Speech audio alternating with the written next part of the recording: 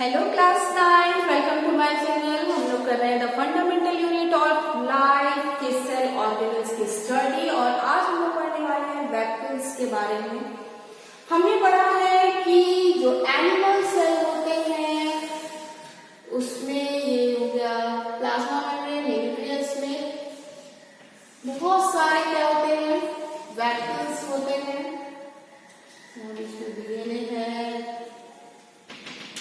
ये part nucleus का है, इस पर हमें ध्यान नहीं देना। साइटोप्लाज्मिक ऑर्गेनल्स के बारे में हम लोग पढ़ रहे हैं। तो हमने पढ़ा है क्या कि अगर एनिमल सेल है तो इसमें बहुत सारे छोटे छोटे वैक्यूल्स होते हैं, है ना। और यदि ये प्लांट सेल है,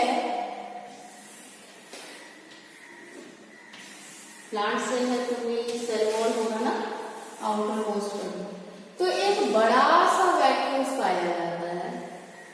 ये हो गया न्यूक्लियस, डीएनए, न्यूक्लियोसोम। ओके, तो हमने क्या पढ़ा है, हमने पढ़ा है कि अगर एनिमल सेल है तो छोटे छोटे बहुत सारे वैक्यूल्स पाए जाते हैं, और अगर प्लांट सेल है तो इसमें सिर्फ एक ही वैक्यूल्स पाया जाता है, वो भी बड़े साइज का, है ना। तो हम लोग को आज इसी वैक्यूल्स के बारे में पढ़ना है कि वैक्यूल्स होता क्या है और क्या काम है इसका। क्लियर।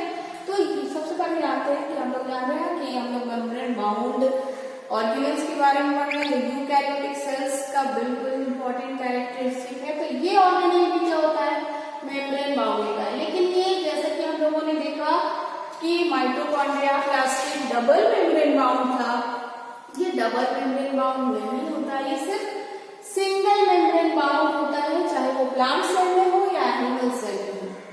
और इसके मेम्ब्रेन को हम लोग टोनोप्लास्ट के नाम से जानते हैं। किस नाम से जानते हैं हम लोग, टोनोप्लास्ट के नाम से भी हम लोग इसके मेम्ब्रेन को जानते हैं। क्लियर।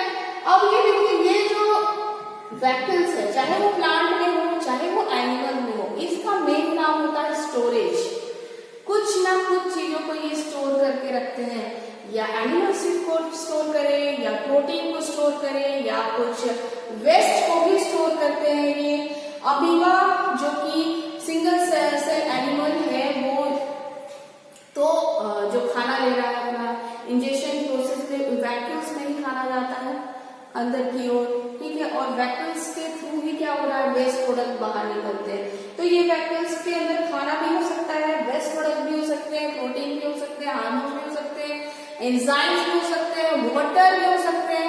बहुत सारी चीजें इसके अंदर स्टोर होती है, चाहे वो प्लांट्स में हो या फिर वो एनिमल्स में हो। तो हम लोग इसके कुछ इंपॉर्टेंट चीजों के बारे में जानते हैं कि प्लांट में क्या होता है और एनिमल्स में क्या होता है। तो ये वन मेम्ब्रेन बाउंड है, मैंने बताया, टोनोप्लास्ट। सेकंड है सॉलिड और लिक्विड फील्ड। इसके अंदर सॉलिड चीजें भी स्टोर होकर रह सकती है, लिक्विड चीजें भी स्टोर होकर रह सकती है। और तीसरा पॉइंट है स्टोरेज सैक लाइक स्ट्रक्चर। ये बैग की तरह है, स्टोर करने वाला, कि बाहर से एक मेम्ब्रेन है, अंदर कुछ ना कुछ जाके स्टोर हो जाएगा, इसलिए अलग से इसका कोई इंपॉर्टेंट फिगर नहीं है ना। बस एक बाहर मेम्ब्रेन बाउंड है और इसके अंदर कुछ ना कुछ चीजें स्टोर होगी। खाली भी हो सकता है, हवा भी हो सकती है इसके अंदर, ठीक है। एनिमल सेल में क्या होता है, स्मॉल होता है, टेम्पररी होता है, ये बहुत इंपॉर्टेंट पॉइंट है। एनिमल सेल में ये जो वैक्यूल्स होता है ये हमेशा प्रेजेंट नहीं होता, जब काम होता है ये अपीयर हो जाएगा, जब काम खत्म ये गायब हो जाएगा। ये परमानेंट नहीं होता है, टेम्पररी होता है, कभी आता है जब काम में आएगा, जब काम नहीं है वो चला जाएगा सेल से। बट प्लांट सेल में ये एक ही है बड़ा सा, और ये परमानेंट है, ये गायब नहीं होता, ये परमानेंट है। एनिमल सेल में ये मोस्टली ग्लूकोज को स्टोर करेगा, ग्लाइकोजीन को स्टोर करेगा। ग्लूकोज की स्टोरेज फॉर्म को हम लोग ग्लाइकोजीन कहते हैं एनिमल में, जैसे कि प्लांट के स्टोरेज फॉर्म, प्लांट में ग्लूकोज की स्टोरेज फॉर्म को हम लोग स्टार्च कहते हैं, एनिमल में ग्लूकोज के स्टोरेज फॉर्म को हम लोग ग्लाइकोजीन कहते हैं। प्रोटीन और भी बहुत सारी चीजें ये क्या करता है, स्टोर करता है एनिमल सेल में। प्लांट सेल में ये लार्ज होता है, डिस्टिंक्ट होता है, एक पर्टिकुलर इसका शेप होता है, ठीक है। ये बिल्कुल एक शेप का होता है, पर्टिकुलर शेप का होता है।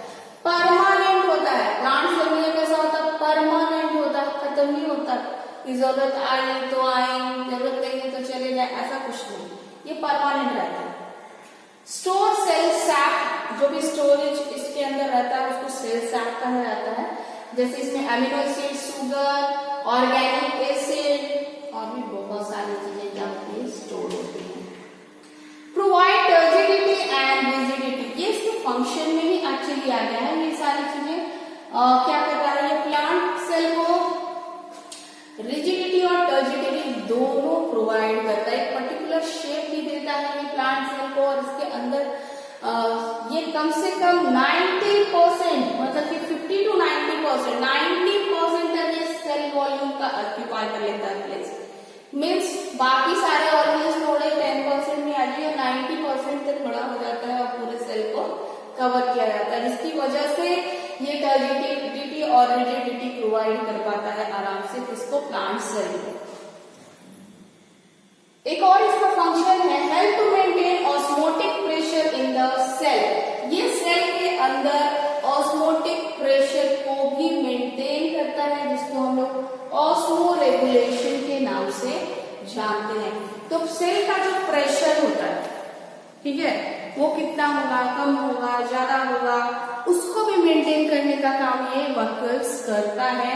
इस वजह से ये जो प्रोसेस होता है ऑस्मोटिक प्रेशर को मेंटेन करने का, उसको हम ऑस्मो रेगुलेशन के नाम से जानते हैं, और ये भी बहुत इंपॉर्टेंट फंक्शन है वैक्यूल्स का।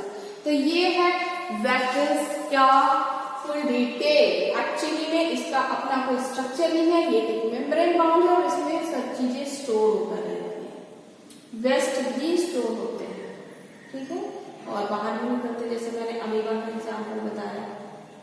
क्लियर? तो ये है आपका वैक्यूल्स। जितने इंपॉर्टेंट ऑर्गेनल्स थे इस चैप्टर में साइटोप्लाज्म के अंदर, उस सबकी स्टडी हमने ऑलमोस्ट कंप्लीट कर दी है।